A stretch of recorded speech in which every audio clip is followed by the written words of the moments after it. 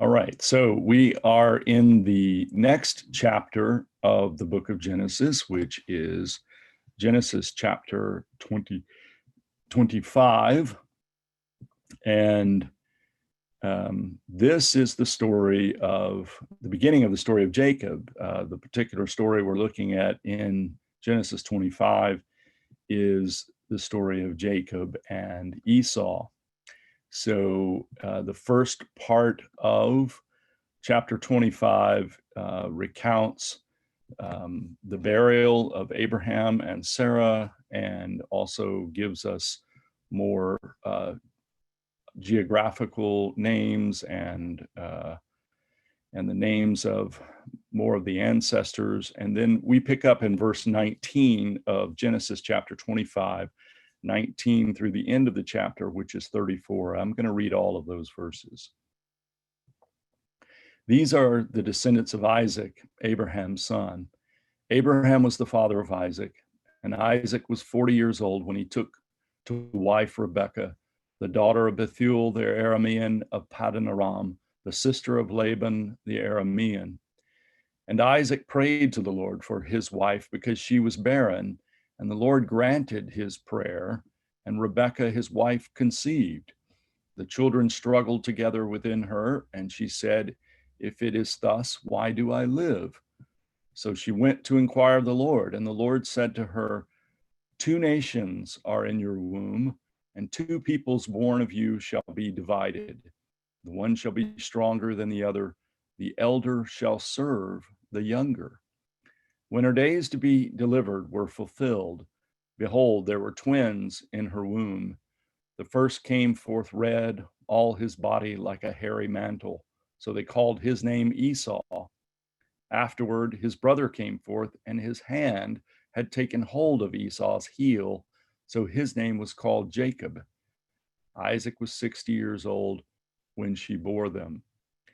When the boys grew up, Esau was a skillful hunter, a man of the field, while Jacob was a quiet man, dwelling in tents. Isaac loved Esau because he ate of his game, but Rebekah loved Jacob. Once when Jacob was boiling pottage, Esau came in from the field, and he was famished. And Esau said to Jacob, "Let me eat some of that red pottage, for I am famished." Therefore his name was called Edom, which means red. Jacob said, "First sell me your birthright." Esau said, "I'm about to die. Of what use is a birthright to me?" Jacob said, "Swear to me first." So he swore to him and sold his birthright to Jacob. Then Jacob gave Esau bread and pottage of lentils, and he ate and drank and rose and went his way. Thus Esau despised his birthright.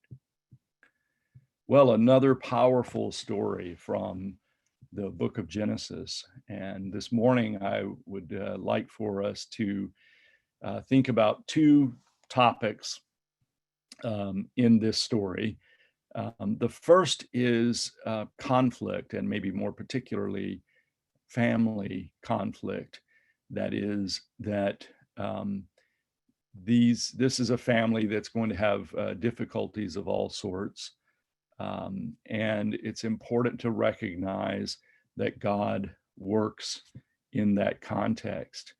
That is, God's purposes are not spoiled ultimately by the poor decisions that we make. And this is also why I keep saying that God works with us where we are, that God works in our lives, in and among us, even when we're not paying the sort of attention that we need to be to God and God's work. So that's the first thing, that conflict, even family conflict, is something that God works in and within. Conflict is not a problem for God to overcome. The second thing that I think is important here and very central to this story is the idea of the elder son inheriting everything and being the primary leader of the family.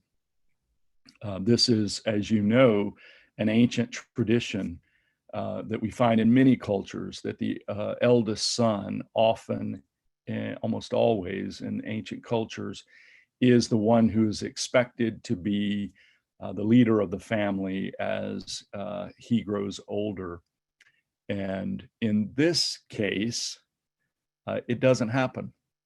This is very significant because, of course, Jacob becomes Israel. Jacob's name is changed to Israel. And at some point in the story of Jacob, it becomes difficult to distinguish between the story of an individual and the story of a nation called Israel. And in this, I think in this recognition that that the Lord works even where there is conflict, and also works even when tradition is not followed. This is very important. It's sometimes the case that tradition is not the will of God and does not suit God's purposes. And that's certainly true here, where the family of Abraham and Isaac no longer follows this tradition of the eldest son being the one who becomes the leader of the family and the nation. So very good thoughts and reflections. God works with us, and God does not always work within tradition. Let's close with this word of prayer. Out of the depths have we cried unto thee, O God.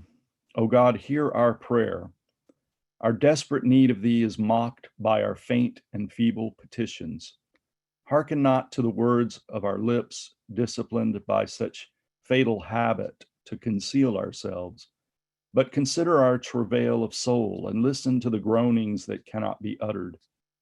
When we have dared to descend within fathomless deeps, make us afraid, and we dread to know ourselves. Passions sleep within which any wandering breeze might stir to storm, and we be overwhelmed beneath its waves. Surely this cannot be ourselves, for of this we are afraid. Deep within we have caught a glimpse of smiling seas which mirror the beauty of the sky, while they themselves are dark and foul. Strange self-deceptions make us crave for comfort while we sing of sacrifice. We pretend to love thee, but love better still ambition, praise, the hollow word. If this should be ourselves, all hope for us is gone. Thou canst not love what we can only hate. Yet deeper still, O God, lies hunger for thyself, and this must be of thee, yet we fear this most of all. If this should pass our power to bear, we might be swept beyond our studied selfishness and calculating prudence and never be the same again. Out of such depths we cry unto thee, O God. Amen. Thank you for joining me this morning. I apologize for the technical difficulties, and hopefully we'll get those straightened out over the next few days. And glad that you could join us this morning and every morning. I'm Patrick Horn from Pilgrim Congregational Church. Have a great day. Goodbye.